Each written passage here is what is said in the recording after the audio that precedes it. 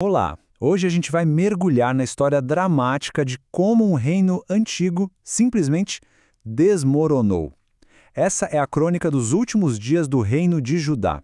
Uma história, sabe, de erro de cálculo político, de poder imperial e de decisões que acabaram selando o destino de uma nação inteira. A nossa análise vai passar por 4 atos principais. A gente começa com a rebelião inicial, depois vê a queda rapidíssima do sucessor, o exílio devastador para a Babilônia e, por fim, a história do último rei de Judá. Vamos ver como uma coisa foi levando a outra num efeito dominó trágico. Então, tudo começa aqui, com o rei Joiaquim. Pensa no cenário. Ele governa Judá, um reino pequeno, espremido, sabe?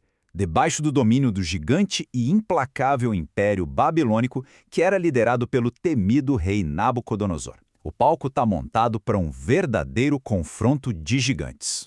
Por 3 anos, Joaquim foi, digamos, um vassalo leal. Pagava tributo, tudo certinho para a Babilônia. Mas aí, ele tomou uma decisão que mudou completamente o rumo da história do seu povo. Ele se rebelou. Simples assim. Quebrou o juramento de lealdade, achando que Judá podia se livrar do controle da Babilônia. Era uma aposta de altíssimo risco.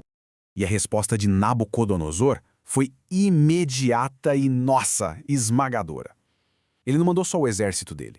Ele liberou as forças de todos os reinos vizinhos, caldeus, sírios, moabitas, amonitas, para caírem com tudo em cima de Judá. O reino começou a ser atacado por todos os lados. Agora a fonte dá uma justificativa bem fascinante para esse desastre todo.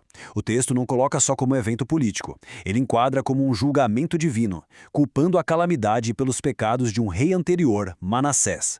Pecados que, segundo o texto, o Senhor não quis perdoar. É uma camada teológica bem forte sobre uma crise geopolítica.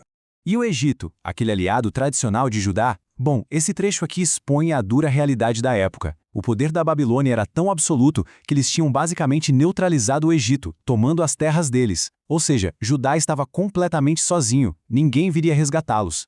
A rebelião de Joaquim, claro, termina em desastre, e quem herda esse trono em chamas é seu filho, Joaquim, um jovem de 18 anos que assume um reino já em estado terminal. O reinado dele seria um dos mais curtos e trágicos da história de Judá. O reinado de Joaquim foi um verdadeiro redemoinho. Ele mal assume o trono e os exércitos de Nabucodonosor já estão batendo nos portões da capital, Jerusalém. Diante de uma força avassaladora, o jovem rei se vê diante de uma escolha impossível. Em apenas 3 meses, tudo acabou. E o ponto-chave é esse aqui. Em vez de lutar até a cidade ser completamente destruída, Joaquim se rende. Ele, a mãe, os conselheiros, toda a corte de Judá se entrega para Nabucodonosor.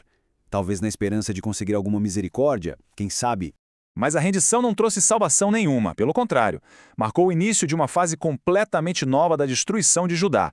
Nabucodonosor começou um processo metódico de saquear e esvaziar a nação, não só da sua riqueza, mas e, mais importante, do seu povo.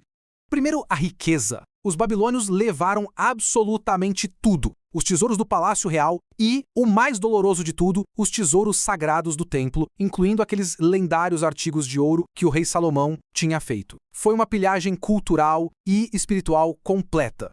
E depois o povo. O número é assustador. 10 mil. 10 mil pessoas, no primeiro grande exílio, foram arrancadas de suas casas e levadas para a Babilônia. Uma deportação em massa projetada para quebrar a espinha dorsal da nação.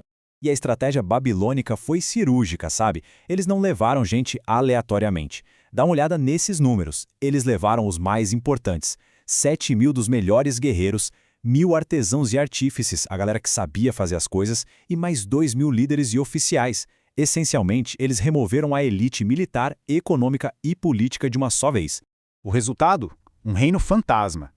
Judá ficou ali, só a casca, habitado apenas por aqueles que o império considerava sem importância.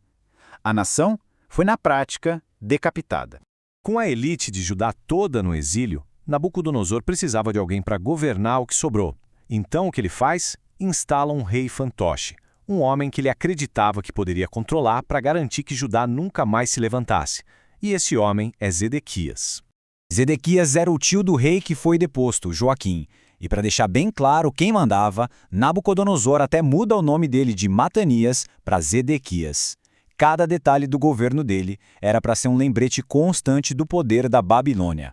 E aqui, a história começa a se repetir de um jeito trágico. A fonte nos diz que Zedequias seguiu os mesmos passos de Jeoiaquim, aquele mesmo rei cuja rebelião começou toda essa catástrofe. A semente da rebelião estava sendo plantada de novo.